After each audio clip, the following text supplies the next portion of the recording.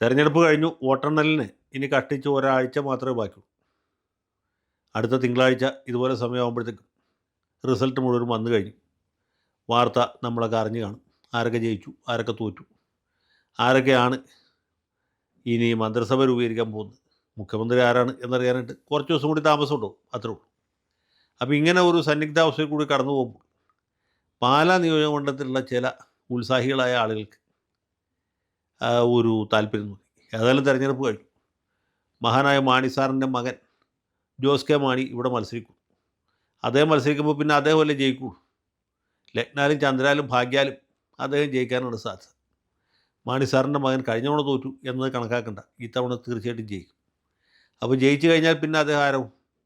അദ്ദേഹം നിയുക്ത M L A ആവും. നിയുക്ത എം എൽ എ എന്ന് പറഞ്ഞാൽ തെരഞ്ഞെടുപ്പ് ജയിച്ച് കഴിഞ്ഞതിന് ശേഷമുള്ള അവസ്ഥയാണ്.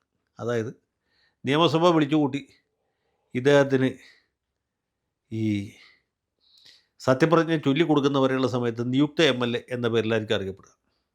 സത്യപ്രതിജ്ഞ ചെയ്ത് കഴിഞ്ഞാൽ എം എൽ എ ആവും. അപ്പോൾ മാണി സാറിൻ്റെ മകനായ ജോസ് കെ മാണി ഇപ്പം തന്നെ നിയുക്ത എം എൽ എ ആണ് എന്നവർ വിചാരിക്കും.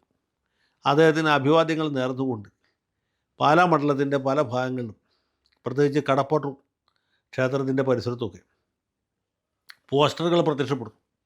നിയുക്ത Pala M L A Jose K മാണിക്ക് അഭിവാദ്യങ്ങൾ. അപ്പോൾ ഇത് കണ്ടപ്പോൾ ഞാൻ ആദ്യം വിചാരിച്ചത് ഇത് ജോസ് കെ മാണിയെ ഊശിയാക്കാൻ വേണ്ടി നമ്മുടെ മാണി സി കാപ്പൻ്റെ ആളുകൾ ചെയ്തായിരിക്കും, അല്ലെങ്കിൽ ഷോൺ ജോർജിൻ്റെ പ്രവർത്തകർ ചെയ്തായിരിക്കും എന്ന്. ഞാൻ ഷോണിനെയാണ് കൂടുതൽ സംശയിച്ചത്. കാരണം പുള്ളി ഇതുപോലുള്ള കുസൃതികളൊക്കെ ഒപ്പിക്കുന്നതിൽ വിദഗ്ധരാണ്. വൈകുന്നേരമായപ്പോഴത്തേക്ക് ഈ ബോർഡുകളൊക്കെ എടുത്തു മാറ്റി എന്നും പറഞ്ഞു. വാർത്ത മലയാള മനോരമയിലും മാതൃഭൂമിയിലൊക്കെ വന്നു. ജോസ് കെ മാണി ജയിച്ചു കാണാനുള്ള അമിതമായ ആഗ്രഹം കൊണ്ട് പുള്ളിയുടെ പ്രവർത്തകർ വച്ചതായിരിക്കും എന്നാണ് മാണി സി കാപ്പൻ്റെ പ്രവർത്തകർ പറയുന്നത്. അതേസമയത്ത് ജോസ് കെ മാണിയുടെ പാർട്ടി പറയുന്നത് ഞങ്ങൾക്ക് ഇതുമായിട്ടൊരു ബന്ധമില്ല, ആരോ ഏതോ ബോർഡ് എവിടെയോ വെച്ചു, അത് അവർ തന്നെ എടുത്തു മാറ്റി, നമുക്ക് ഇതുമായിട്ടൊരു ബന്ധമില്ല എന്നാണ്. ഏതായാലും ജോസ് കെ മാണിയാണ് നിയുക്ത എം എൽ എ എന്നുള്ള കാര്യത്തിൽ പലർക്കും സംശയമില്ല, എനിക്ക് സംശയമില്ല. ഞാൻ വിചാരിക്കുന്നത് ജോസ് കെ മാണി ജയിക്കും എന്ന് തന്നെയാണ്.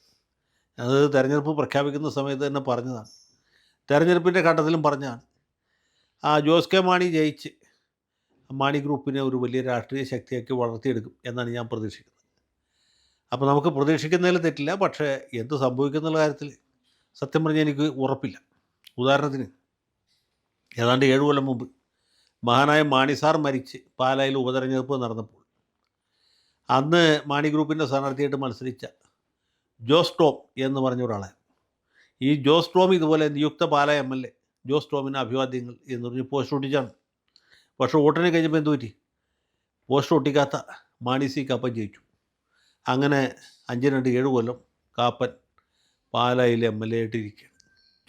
അപ്പോൾ ഇതാണ് അതിൻ്റെ അകത്ത് സംഭവിക്കാവുന്ന ഒരു അപകടം എന്ന് പറയുന്നത്. ഈ അഥവാ തോറ്റുപോയി കഴിഞ്ഞാൽ ആളുകൾ ഇത് വെച്ച് ഈ ജോസ് കെ മാണിയെ മരിക്കുന്നവരെ പരിഹസിക്കും. ഒരുപക്ഷെ മരിച്ചാലും പരിഹസിച്ചുകൊണ്ടേയിരിക്കും. അതല്ല, ഇനി ജോസ് കെ മാണി എന്തെങ്കിലും ഒരിക്കൽ പാലായിൽ മത്സരിച്ച് ജയിക്കുന്നത് വരെ ഇതും പറഞ്ഞാൽ അദ്ദേഹത്തെ കുറ്റപ്പെടുത്തും. അതിന് സകല സാധ്യതയുണ്ട്. അങ്ങനെ സംഭവിക്കാതിരിക്കട്ടെ എന്നാണ് എൻ്റെ പ്രാർത്ഥന. ഇത് പറയുമ്പോൾ ഒരു കാര്യം കൂടി ഓർമ്മിക്കാതിരിക്കാൻ നിവൃത്തിയില്ല.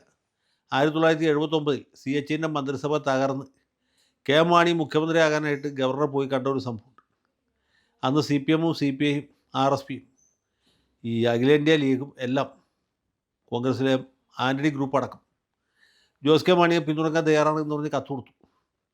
പക്ഷേ നമ്മുടെ അന്നത്തെ ഗവർണർ ശ്രീമതി ജ്യോതി വെങ്കടാചലം ആ കത്തുകളൊക്കെ പരിശോധിച്ചതിന് ശേഷം ഇദ്ദേഹത്തിൻ്റെ അവകാശവാദം തള്ളിക്കളഞ്ഞു. കാരണം ഈ മാർക്സിസ്റ്റ് പാർട്ടിയും കമ്മ്യൂണിസ്റ്റ് പാർട്ടിയും ഒക്കെ മാണിയെ പിന്തുണക്കാൻ തയ്യാറാണ് എന്ന് മാത്രമേ പറഞ്ഞു. അദ്ദേഹത്തിൻ്റെ മന്ത്രിസഭയിൽ ചേർന്ന് പ്രവർത്തിക്കാൻ തയ്യാറാണ് എന്ന് പറഞ്ഞില്ല. അങ്ങനെ ഒരു മന്ത്രിസഭ ഉണ്ടാക്കിയാൽ അത് നിലനിൽക്കുകയില്ല എന്നുള്ള കാര്യം ജ്യോതി വെങ്കടാചലത്തിനും അറിയാമായിരുന്നു. അതുകൊണ്ട് അവർ മാണിയുടെ അപേക്ഷ തള്ളിക്കളയുകയും സംസ്ഥാനത്ത് ഗവർണർ ഭരണം നിലനിർത്തുകയുമാണ് ചെയ്തത്. അപ്പോൾ ഇങ്ങനെ അതിനുശേഷമാണ് മാണി സാറിന് നിയുക്ത കേരള മുഖ്യമന്ത്രി അല്ലെങ്കിൽ നിത്യനിയുക്ത മുഖ്യമന്ത്രി എന്നൊരു തൂലികാനാമം കിട്ടിയത്. ആളുകൾ പുള്ളിയെ പരിഹസിക്കാൻ വേണ്ടി നിത്യനിയുക്തൻ മാണി എന്ന് പറഞ്ഞ് പരിഹസിക്കുക, അപഹസിക്കുകയും ചെയ്തു. ഇപ്പോൾ അതേ പാരമ്പര്യമാണ് നമ്മുടെ ജോസ് കെ മാണിയും പിന്തുടരുന്നത്. അദ്ദേഹം MLA ആയതിനു ശേഷം ബോർഡ് വയ്ക്കുന്നതായിരുന്നു നല്ലത്. MLA ആകുന്നതിന് മുമ്പ് തെരഞ്ഞെടുപ്പ് കഴിഞ്ഞ ഉടനെ ഇങ്ങനൊരു ബോർഡ് വെച്ചതുകൊണ്ട് ഇനി കഷ്ടകാലത്തിനെങ്ങാനും പുള്ളി തോറ്റുപോയി കഴിഞ്ഞാൽ കാപ്പൻ്റെ ആളുകൾ മാത്രമല്ല ഷോൺ ജോർജിൻ്റെ ആളുകളും പ്രത്യേകിച്ച് രാഷ്ട്രീയമൊന്നുമില്ലാത്ത ആളുകളും ഇദ്ദേഹത്തെ പാലാ MLA എന്ന് വിളിച്ച് പരിഹസിക്കാനുള്ള ഒരു സാധ്യതയുണ്ട്. അപ്പോൾ അങ്ങനെ ഒരു സാധ്യത മുന്നിൽ കണ്ടുകൊണ്ട് ഇതുപോലുള്ള അബദ്ധങ്ങൾക്ക് പുള്ളി തുനിയാൻ പാടില്ലായിരുന്നു എന്നാണ് എൻ്റെ അഭിപ്രായം. ഏതായാലും ബോർഡ് വളരെ നന്നായിട്ടുണ്ട്. ഇനി ഏതെങ്കിലും കാലത്ത് ജോസ് കെ മാണി പാലായിൽ നിന്ന് ഇലക്ഷൻ ജയിക്കുകയാണെങ്കിൽ നമുക്ക് ആ സമയത്ത് ഇത് ഉപയോഗിക്കാം.